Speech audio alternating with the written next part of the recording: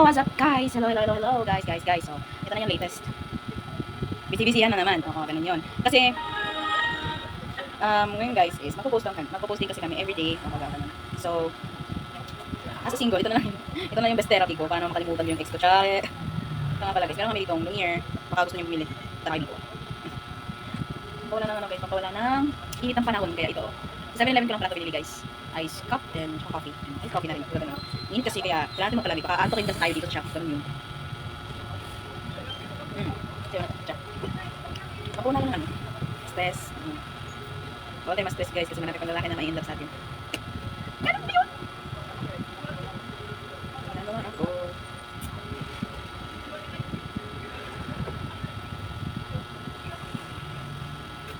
Minus ka pala, okay. Kalam siguro naging okay. Plastic ka ako, okay. Para sa akin niya, okay. Bitch, pinag-grow up. Di mo sarili ng pangarap. Tapos kapay mo, hindi mo sarili ng pangarap muna. Shut up. Pagsarap. Meron pera sa harap. Sugar daddy, hindi ka lang kasi galing to sarap.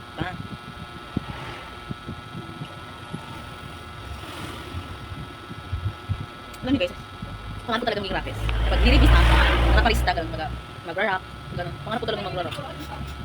Pero di pa ako masyadong master talaga sa pag-rap. Iniidolo ko lang si Queen Manny. Queen Manny ka again, hindi ka ba nagpapasa ng bitchy, eh? Char. Yan lang, kinakanta ko lang yung mga kanta niya.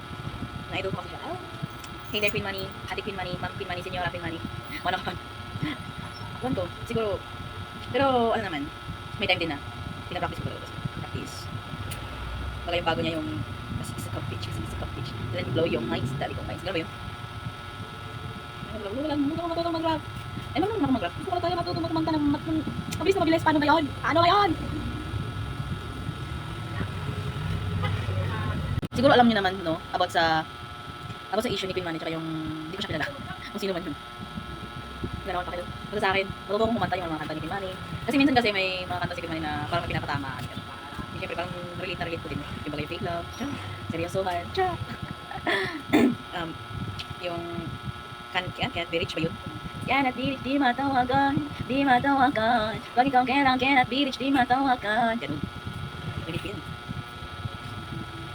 Kaya ako gumagawa ako ng vlog kasi nga, ang boring! Kasi napaka-boring! Gusto ko lang talaga mag-audio sa inyo. Marami talaga akong gustong i-chika sa inyo guys. Maybe soon, next vlog, mag-vlog ako tungkol sa buhay-buhay ko ngayon, tsara, MMK. Maala-ala mo kaya. Ano ka ako? Kung ikaw lang gusto nauni, hindi ka karapat-dapat sige pero nauni. Layo ka na sa akin, sorry, hindi mo ako matataan sa mga baka carneo. Yo boy, hindi ako mabibilig sa'yo, malam mo ang sarili na ipilit sa kagaya mong manluloko kaya alam mo bumili pa marami dyan iba na alam kong masakit sa'yo, sayang ang sarili ko sa'yo, mapupunta min naman ng kanal, gusto mo manluloko pa ako sa iba, nagawa mo sa akin, Oprah. Hindi ka lang patuloy, narinig ko. Nakakapaliw yung init guys, nakakapaliw.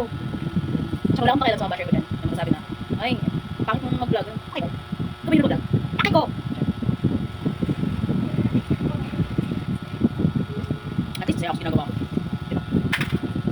Oh my god, may airpods. Nahulog ba yung airpods ko? Nahulog pa yung airpods. Siguro time na siguro kasi wala akong swerte sa lalaki. Wala talaga akong swerte sa lalaki. Time na siguro na i-achieve ko yung pag-vlog, ganun. Ito lang, nag-vlog naman ako dati kaso nga lang, Pinigilan ko siya. Kasi nga, oh yun, busy, may trabaho ako. Pero pwede naman siguro kahit mag-vlog lang kahit konting oras lang. Mapawala lang ano ba na lungkot pag ganun. Hindi kaya lilos tao.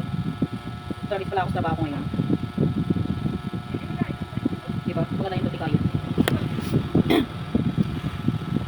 So, yun na yung vlog ko for today. So, maybe later or tomorrow, magbabalik lang yung chikadora ko. Kahit wala namang kahit wala namang kabuhay-buhay yung mga pinagsasabi ko. At least masaya ako, diba? Okay guys, bye. See you for my next vlog. Bye. Thank you.